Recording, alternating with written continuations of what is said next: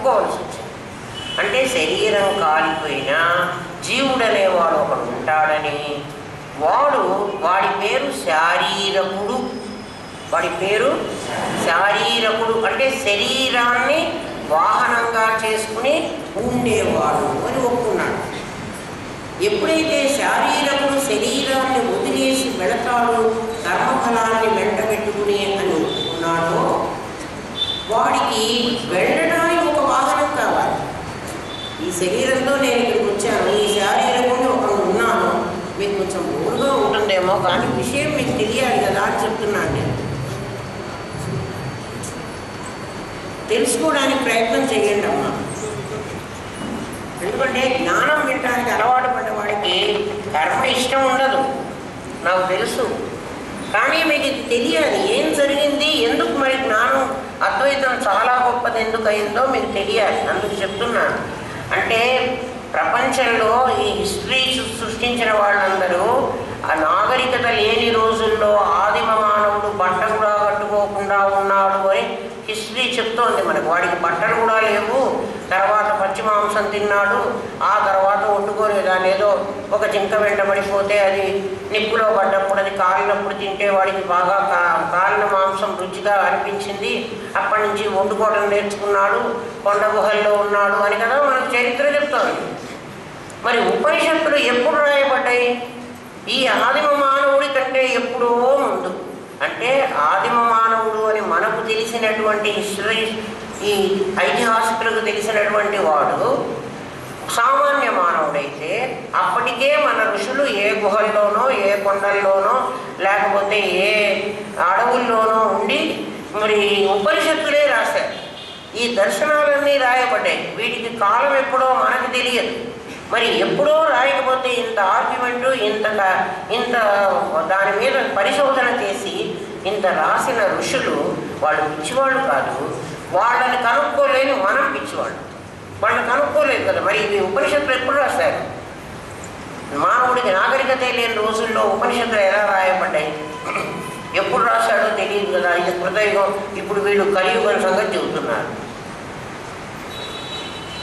శరీరం ఎప్పుడైతే వదిలేస్తున్నాడో శారీరకుడు ఒకడు ఉన్నాడని చెప్పారు కదా, వాడి పేరు జీవుడు అని పెట్టారు. శారీరకుడు శరీరం కలవాడు.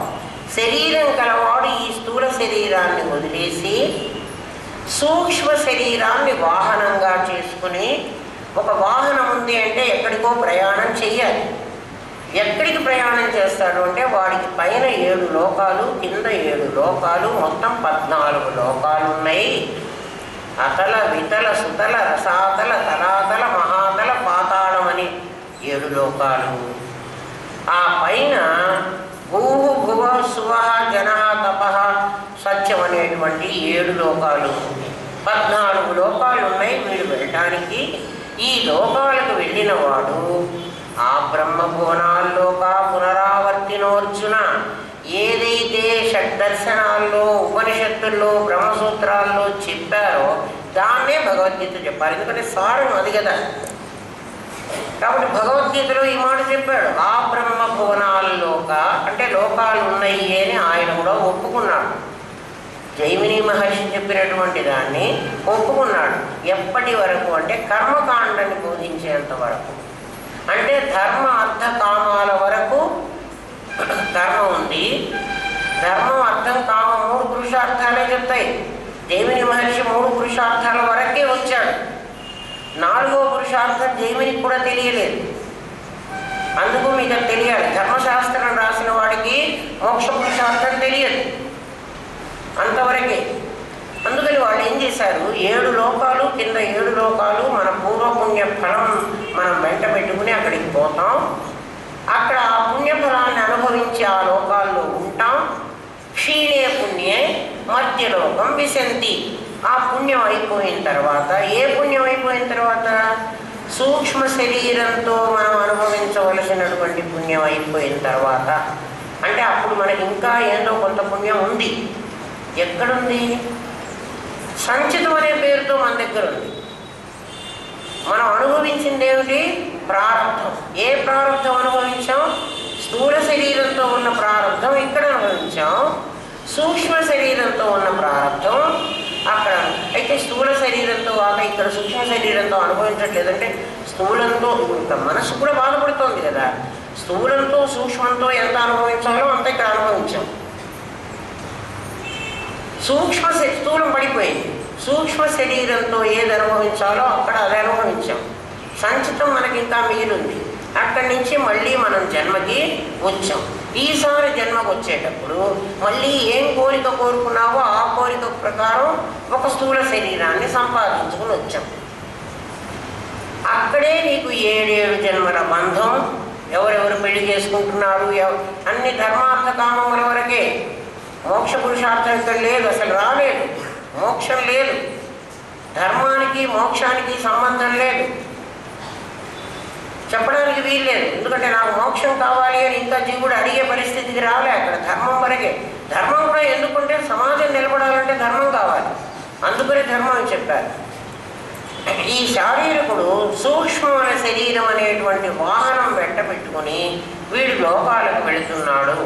లోకాలకు వెళుతున్నాడు అని ఎప్పుడైతే చెప్పారో వెంటనే వీళ్ళు లోకాలు ఉన్నాయని, లోకాలు అనేవి ఒకటి ఉన్నాయి, ఖచ్చితంగా ఉన్నాయి. ఎందుకంటే మనిషి మళ్ళీ జన్మకు వస్తున్నాడు. జాతస్య ధ్రువం మృత్యు ధ్రువం జన్మ మృతస్య చ. పుట్టినవాడు ప్రతివాడు చస్తున్నాడు, చచ్చిన ప్రతివాడు మళ్ళీ పుడుతున్నాడు. కృష్ణుడే అర్జునుడు చెప్పాడు, అర్జున నువ్వు నేను ఎన్నో జన్మలు ఎత్తాము అంటే జన్మలు ఉన్నాయి, జన్మాంతరాలు ఉన్నాయి, కర్మలు ఉన్నాయి, లోకాలు ఉన్నాయి, లోకాంతరాలు ఉన్నాయి. ఉన్నాయి అని అన్నప్పుడు చిన్న ఊళ్ళో ఉన్నటువంటి వాడికి, ఒక పల్లెలో నేను ఉంటున్నాను, కర్నూలు చాలా పెద్ద పట్టణము అని నాకు విన్నాను అనుకోండి. నాకేమనిపిస్తుంది, కర్నూలులో ఒక ఇల్లు కట్టుకొని ఉంటే బాగుంటుంది. నాకు డబ్బులుంటే కర్నూలులో నేను ఇల్లు కట్టుకుని ఉంటాను అనిపిస్తుందా? అనిపించదు. జీవుడికి ఎప్పుడైతే ఈ లోకం కాదు మరో లోకం ఉంది అని అనిపిస్తుందో, అలా అనిపించినప్పుడు మరో లోకాల్లో ఉండడం కోసం అక్కడ కంఫర్టబుల్గా నేను ఉండాలంటే నాకు ఇక్కడ ఏం కావాలి, మార్చుకోవాలి కదా. నాకు పుణ్యం కావాలి. అందుకని పుణ్యకర్మలు చెయ్యాలి. నేను పుణ్యకర్మలు చెయ్యాలంటే ఎప్పుడైతే లోకాలు ఉన్నాయన్నానో దేవతలను కూడా నేను సృష్టించాను. నిజంగా నిరాకారమైన పరమాత్మ సాకారమైనటువంటి ప్రతిమని ఎప్పుడు సృష్టించారు? దాన్ని సూచించడానికి సృష్టించారు. అమ్మ బొమ్మను చూపించి అసలైన అమ్మని వాడు లక్ష్యంగా పెట్టాడు. వాడు పిల్లవాడిని అడిగి చూడండి, మీరు కిండర్గార్టెన్ స్కూల్కి వెళ్ళి ఈ బొమ్మ చూపించి వాడు అమ్మ అనగానే వాడి మనస్సులో ఏ అమ్మ ఉందో మీరు చూసినండి. వాడి మనస్సులో ఏ అమ్మ ఉంటుంది? వాడి ఇంట్లో ఉన్న అమ్మ. ఆవు అనగానే వాడు ఇంట్లో ఉన్నటువంటి, వాడు వీధిలో చూసినటువంటి ఒక సజీవమైన ఆవే వాడికి స్ఫురిస్తుంది. అట్లాగే దేవుడు ఉన్నాడు, గణపతి బొమ్మ, శివుడి బొమ్మ, ఆ బొమ్మలన్నీ చూసినప్పుడు వాడికి వాడు ఊహించుకుంటాడే కానీ వాడికి నిజమైన శివుడు, నిజమైన విష్ణువు కనిపించాలి, గణపతి కనిపించాలి. ఎందుకని? వాడు దాన్ని చూడలే, అమ్మని వాడు చూశాడు. అందుకని ఈ బొమ్మ అమ్మ అంటే వాడు రిలేట్ చేసుకోగలిగాడు. కానీ దేవుడిని చూడలేవాడు. దేవుడిని చూడకపోతే వీడు దేవుడు, వీడు అదే తొండము ఏకదంతములు దూరము పద్యం ముందు అమ్మ చెప్పే పద్యమే అది. నాయన తొండం ఉంటే వీడు, తోక ఉంటే వాడు. తొండం దేవుడు, తోక దేవుడు. అట్లా చెప్తే వాడు పిల్లవాడికి వాడికి తొండం ఎవడుకుంటుందో తోక ఎవడుకుంటుందో అట్లాంటి మనుషులు నిజంగా వాడు ఎవరు చూడలేదు. వాడు ఎవరిని చూడలేదు. అందుకని వాళ్ళు ఆ దేవుడు ఎవరు అంటే వాడు ఊహించుకుంటాడే కానీ యథార్థంగా వాడు చెప్పలేడు. మీకు చెప్పాను, నయాగరా ఉంటుంది అంటే నయాగరా చూడని వాడికి ఒక జలపాతాన్ని సృష్టించుకుంటాడు.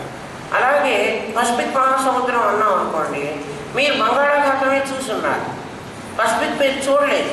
కానీ మీరు ఒక సముద్రాన్ని ఊహించుకుంటారు. ఒక సముద్రం మేము, ఎందుకంటే బుద్ధి ఏ ఆకారమైన పొందడానికి దానికి చాలా శక్తి సామర్థ్యం ఉంది.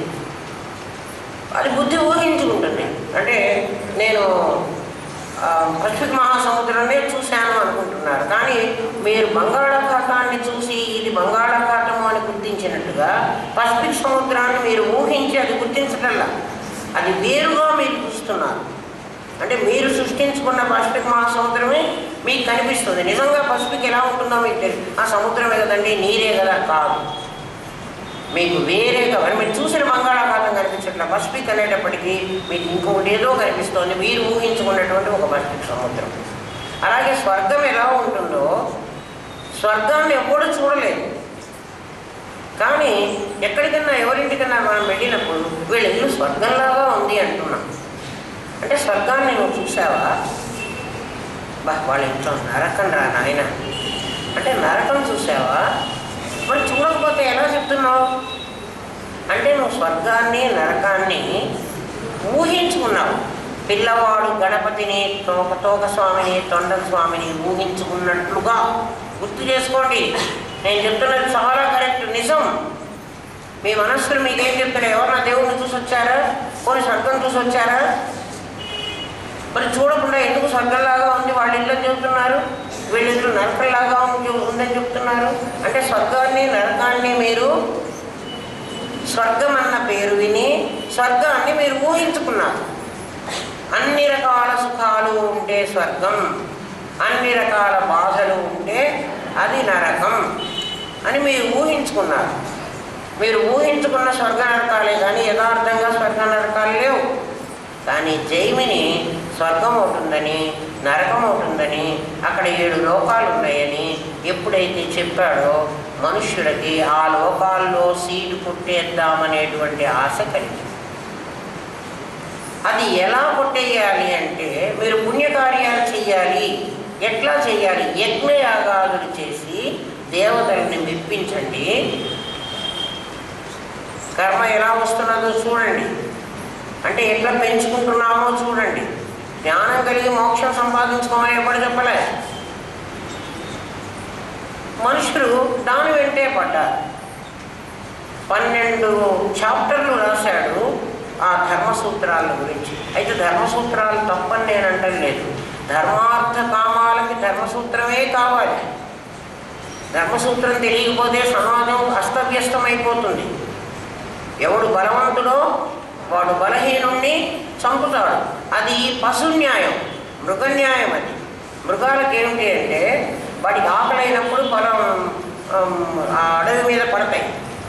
ఏ జంతువు దొరికితే ఆ జంతువుని చంపుకుంటాయి, అది తినేస్తాయి. అది గర్భవతే, అది తర్వాత బిడ్డను కన్నదే, ఆ ఆలోచనే లేదు. వేటగాడికి కూడా అలాంటి ఆలోచనే. వేటగాడు ఏం చేస్తాడు? జలభరతుడు తపస్సు చేసుకుంటూ అక్కడ కూర్చుంటే ఒక లేడీ పూర్ణ గర్భవతి. ఆ లేడీ పాపం ఆ దగ్గర తిరుగుతూ ఉంది. ఒక వేటగాడు బాణం వేసిస్తాడు. వాడికి లేడీ మాంసం కావాలి, అది గర్భవతి అన్న సంగతి వాడికి అక్కర్లేదు. పాపం ఆ గర్భంలో బిడ్డని రక్షించుకోవడం కోసం ఆ తల్లి ఒక్క దూకుతుంది ఆ కాలువ మీద నుంచి. ఇలా ఆ దూకేటప్పుడు గర్భస్రావమై ఆ నీళ్లలో ఆ బిడ్డ పడిపోతుంది. అవతలి ఒడ్డుకు పడి ఆ జింక చచ్చిపోతుంది. ఈ నీళ్లలో పడ్డ ఈ బిడ్డని ఈయన తపస్సు చేసుకుంటూ కూర్చున్నాడు. పాపం ఆ బిడ్డను తీసుకుంటాడు. అయ్యో పాపం తల్లి చచ్చిపోయింది ఈ బిడ్డ అని దాన్ని తీసుకుని పెంచి, అయ్యో దీనికి ఆహారం లేకపోతే ఎట్లా అని ఆహారం పెట్టి, ఈయన చనిపోయేటప్పుడు తల్లి లేని బిడ్డని నేను పెంచాను, నేను కూడా వెళ్ళిపోతున్నాను, ఈ లేడీ ఎలా బతుకుతుందో, తల్లి లేనటువంటి లేడీ ఎలా బతుకుతుందో అన్న సంకల్పంతో మరణించి ఆయన మళ్ళీ తల్లి లేనివాడుగా పుట్టాడు కదా. అట్లా ఏదైతే సంకల్పం చేస్తామో అట్లా పశున్యాయము, మృగన్యాయము పెరిగిపోతుంది. సొసైటీ నిలబడాలంటే పశున్యాయం పనికిరాదు, మానవ ధర్మం కావాలి. అందుకు ధర్మశాస్త్రం అవసరం. ధర్మశాస్త్రం మోక్షం ఇవ్వదు, కానీ మనం మనుగడ నిలబడాలంటే కావాలి. ధర్మశాస్త్రాన్ని అధిగమించడానికి ధర్మాన్ని ఇంకా ఎక్కువ చెప్పాలి. అప్పుడే యజ్ఞయాగాదులు అవన్నీ కూడా వచ్చినాయి. యజ్ఞం చేస్తే పుణ్యం వస్తుంది, యాగం చేస్తే పుణ్యం వస్తుంది కదా. పద్ధతి ప్రకారం ఏదో ఋత్విక్కులు అట్లా అంతా ఉంటారు యజ్ఞం చేయడానికి. ఇప్పుడు ప్రతివాడు యజ్ఞం చేస్తున్నాడు. వాడికి ఏమొచ్చు? ఏమి లేదు, ఏం లేదు. తద్దినానికి కూడా గణపతి పూజ చేయించి తద్దినానికి గణపతి పూజ చేయిస్తున్నారు పురోహితులు. వాళ్ళు ఏం చెప్తున్నారో మనకి తెలియదు. అప్పుడే దేవయానం పితృయానం అని ఇదంతా ధర్మశాస్త్రంలో భాగం. దేవయానం, పితృయానం, వసు, రుద్ర, ఆదిత్య అనేటువంటి రూపాలతో పితృదేవతలు వస్తారని మనం తద్దినాలు పెడుతున్నది. ఇవన్నీ కూడా ఇందులోకే వస్తాయి. వాళ్ళు ఉన్నారా, వాళ్ళు తింటారా? ఇప్పుడు చాలామంది మేము బదరీ వెళ్ళి తద్దినం పెట్టొచ్చేసామండి మా నాన్నకి, ఇంకా మేము పెట్టక్కర్లేదు కదా. ఇవాళ నేను 5 స్టార్ హోటల్లో ఉండి నేను బాగా సుష్టుగా తినొచ్చానండి, పీకల దాకా తినొచ్చాను, ఇంకా రేపటి నుంచి నాకు అన్నం వద్దు కదా. ఏమో అట్లనేనా? వీళ్ళు బద్ధకంతో మేము పెట్టమంటున్నాను. మేము ఎక్కడో తద్దినం పెట్టొచ్చాం, లేకపోతే ఇక్కడ ఈ సంవత్సరం మా అమ్మాయికి పెళ్ళి అయిందండి, మేము మా నాన్నకి తద్దినం పెట్టకూడదు. పితృదేవతలు వసు, రుద్ర, ఆదిత్య అనేటువంటి రూపాలతో దేవయానం, పితృయానం అని భగవద్గీతలో కూడా ఉంది. వసు, రుద్ర, ఆదిత్య అనే రూపంతో పితృదేవతలు అంటే వాళ్ళు తింటున్నారా, ఇక్కడ బ్రాహ్మణులకు భోజనం పెడితే వాళ్ళు అన్నం తింటలేదు కదా అని అంటారు. మీరు ఒక ఫోటో పెట్టి చిన్న ఒక్క పలుకు పెట్టి, లేకపోతే ఒక హరిద్రాబింబం పెట్టి, అంటే పశుగౌరవం పెట్టి ఇది దేవుడు అని నైవేద్యం పెడితే దేవుడు తీసుకుంటాడు అన్నప్పుడు, మరి ఒకడికి భోజనం పెడితే పితృదేవతలు ఎందుకు తీసుకోరా? ఎందుకు ఆలోచన రాదు? ఇది వీడు తీసుకుంటాడు అని నమ్మి కదా దేవుడు గుడికి వెళ్ళి కొబ్బరికాయ ఎందుకు కొడుతున్నారు? అది రాయి బొమ్మ అని అనుకుంటున్నారా? అనుకోవటం లేదు, దానికి పెడుతున్నారు. దేవుడికి నైవేద్యం పెడుతున్నారు, పంచదార అయినా పెడుతున్నారు కదా, 2 కలకండ ముక్కలైనా పెడుతున్నారు కదా. మరి తల్లిదండ్రులు పెట్టక్కర్లేదా? వాళ్ళకి ఎందుకు పెట్టకూడదు? పెట్టం. ఎందుకు అంటే బద్ధకం, కేవలం బద్ధకం. మనిషిగా ఉండటం లేదు, మనిషి ధర్మాన్ని బోధిస్తోంది జైమిని ధర్మశాస్త్రం. అందుకు ధర్మశాస్త్రంలో దేవతలు, పితృదేవతలు, దేవయానం, పితృయానం అని కాలాన్ని విభజించుకున్నారు. ఇట్లా చేసుకున్నారు, అన్ని ధర్మశాస్త్రాన్ని బోధించారు. ఇదంతా ఏం చెప్తాడంటే నెక్స్ట్ అద్వైతం వస్తుంది. అద్వైతమే మిగిలిన మతాలన్నీ ఖండించింది. శంకరాచార్యులు చేసిన పని అది. వాటినన్నీ ఖండించి, ఒరే నాయన, మానవుడు బతికాడు, జీవుడు మీకు తెలుసు, మీకు ఎదురుగా జగత్తు ఉన్నది, అది కూడా మీకు తెలుసు. ఇందులో ఈ ఫ్యాక్ట్స్ అబద్ధం కాదు. అంటే నేనున్నాను, నాకు ఎదురుగా ప్రపంచం ఉంది, నాకు తెలియని దేవుడు ఎవడో ఉన్నాడు అంటున్నాడు, ఈశ్వరుడు ఎక్కడో ఉన్నాడు అని. వాడు ఏం చేస్తున్నాడో మాకు తెలియదు కానీ ఒకడు ఉన్నాడని. జీవ, జగత్తు, ఈశ్వర ముగ్గురు ఇప్పుడు మనకు సమస్య. ఈశ్వరుడు ఉన్నాడా లేడా అని క్వశ్చన్ వస్తే, అంటే వాడు నాస్తికులైతే నాకు కనపడలేదు కాబట్టి వాడు లేడుకో అనొచ్చు. నాకు కనపడలేదు కదా, ఈ వీడు పెద్ద హీరో అని వీడికి కనపడాలి. వాడు వచ్చి, ఎవడు? దేవుడు వచ్చి, నాయన నువ్వు చాలా గ్రేటు నాకంటే, అందుకని నీకు నేను కనపడాలి, నేను కనపడి నేను ఉన్నానని అందరికీ చెప్పరా అని దేవుడు వాడి కర్మ కానీ వాడు వచ్చి మన అడుక్కోవాలి, అంతే కదా. మనం దేవుడిని వెతకక్కర్లే, వాడే వచ్చి మన అడగాలి. అలా ఉంది పరిస్థితి. మనం చేస్తున్నటువంటి పని అంతా కూడా ఎక్కడో ఉన్నాడు దేవుడు అంటున్నాం కదా, ఈశ్వరుడు ఎక్కడో ఉన్నాడు, ఎవడికి తెలియదు. వాడు ఎక్కడ ఉన్నాడో తెలియదు, అంతటా ఉన్నాడని ఊరికే మాట అంటున్నారు కానీ ఎవడు వాడిని చూసిన వాడు లేడు. ఈ ధర్మశాస్త్రం చెప్పినటువంటి 2600 సూత్రాలు మానవుడి ధర్మాన్ని గురించే చెప్పాయి, పశుధర్మాలు చెప్పలే. వివేక జ్ఞానాన్ని గురించే చెప్పలే కానీ వాసనా జ్ఞానాన్ని గురించి చెప్పలే. మనిషి ఎలా ప్రవర్తించాలి, ఎలా ఉండాలి, ఎలా పుణ్యం సంపాదించుకోవాలి, పుణ్యం సంపాదించుకుంటే ఏమేమి లాభాలు వస్తాయి, యజ్ఞయాగాదులు ఎలా చేయాలి, ఆ విధానం, మంత్రం ఒకటే కాదు తంత్రం కూడా బోధించారు. తర్వాత దాన్ని ఆచరించేటువంటి పద్ధతి, సాంప్రదాయము, కర్మ, ఉపాసన, వేదం అంతా చెప్పింది ఇదే. ఋగ్వేదం చెప్పినా, యజుర్వేదం చెప్పినా, సామవేదం చెప్పినా ఇదే. అథర్వవేదం సైన్స్, శాస్త్రం, సైన్స్ చెప్తుంది. ఈ రకంగా ఈ వేదం అంతా చెప్పింది కర్మ, ఉపాసన, ధర్మార్థ కామముల వరకే. అది బాగా గుర్తుపెట్టుకోండి. ధర్మము, అర్థము, కామం. దాన్ని చేస్తే ఇప్పుడు మీరు లక్ష్మీదేవి పూజ చేస్తాము అంటారు, వైభవ లక్ష్మీ పూజ ఏవో రకరకాలు చేస్తున్నారు. ఇవన్నీ ఏమిటంటే సంపాదన. అర్థ సంపాదన దేవుడెరుగు, కానీ అర్థ వ్యయం మాత్రం ఖచ్చితంగా ఉంటుంది. మీకు డబ్బులు వస్తాయో రావో నాకు తెలియదు. ఒక్కొక్క పురోహితుడు 50,000 ఇస్తే నీకు గృహప్రవేశం చేయిస్తా, నేను చాలా పర్ఫెక్ట్గా చేయిస్తాను.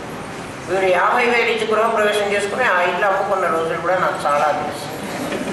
వాడు 1000 తీసుకుంటున్నాడు. జైమిని ఇచ్చాడు ధర్మశాస్త్రం. ధర్మశాస్త్రం ప్రకారం చెప్పగలిగిన వాడు ఈ రోజుల్లో నిజంగా ఎవరు లేడు. వాళ్ళు ఏదో తూతూ మంత్రాలు నేర్చుకుంటున్నారు, ఆ మంత్రం ప్రకారం చేస్తున్నారు, ధనం సంపాదించుకుంటున్నారు.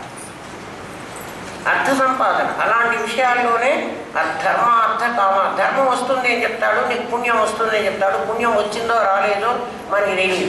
మన బ్యాంకులో అయితే మనం 100 రూపాయలు వేస్తే వాడు ఇంకా కాసేపటికి రిసీట్ ఇస్తాడు. నాయన బ్యాంకు ఖాతాలో నీ 100 రూపాయలు పడింది, నువ్వు ఎప్పుడు కావాలంటే అప్పుడు తీసుకోవచ్చు అని నాకు పాస్బుక్ నా మొహాన్ని బారేస్తాడు. ఎవడు? బ్యాంక్ వాడు. కానీ నేను ఎంత పుణ్యం చేసినా నీకు ఇంత పుణ్యం అక్యూములేట్ అయిందని వాడు ఒక్కరు కూడా నాకేం అక్నాలెడ్జ్ చేయటం లేదు. చేశాడా ఎవరికన్నా? ఏం చేయలేదు. బహుశా ఏమనుకుంటారంటే నేను చచ్చిపోయిన మరుక్షణం నా చుట్టూ మూగిన కొంతమంది మనుషులు ఉంటారే, చాలా పుణ్యం చేసింది పాపం ఆ తల్లి, అన్యాయంగా చచ్చిపోయింది, అన్యాయంగా చచ్చిపోయింది, చావద్దు మరి జాతస్యేహి ధ్రువం అంటే వాళ్ళు ఏదో 2 ముక్కలు చెప్పుకుంటారు.